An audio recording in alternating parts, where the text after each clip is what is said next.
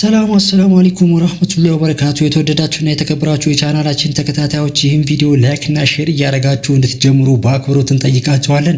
አዳዲስ የቻናላችን ተከታታዮች ሰብስክራይብ በማድረግ ቻናላችንን ቤተሰብ እንድትሆኑ እንድትቀላቀሉን እየጠየቅን እነሆ እንግዲህ የ2017 የመጅሊስ ምርጫ ምዝገባ ተጀምሯል። ቦርድ ተቋቁሞ በአዲስ አበባ በሁሉም ክፍለ ከተማ ደረጃ አካባቢያችን ላይ በሚገኙ መሳጅዶች ላይ የምርጫ ጣቢያዎች ተቋቁሞ እነሆ በምትመለከቱት መልኩ ምዝገባ እየተካሄደና ካርድ እየተሰጠ ነው የሚገኘው። ታዲያ ሙስሊሙ ማህበረሰብ አካባቢው ላይ በሚገኘው የመሳጅዶች ላይ እየተገኘ የምርጫ ካርዱን እንዲወስድና ካርዱን ይዞ እንዲጠባበቅ ለመጠቆም እንወዳለን። ታዲያ እንግዲህ ለውጡ ካመጣለን ትሩፋት መካከል አንዱ የመጅሊሳችን ጉዳይ ነው። ከዚህ ቀደም መጅሊስ በአንድ እግሩ ነበረ የቆመው። እነሆ ከለውጡ በኋላ ግን በሁለት እግሩ መቆም ጀምሯል መጅሊሳችን።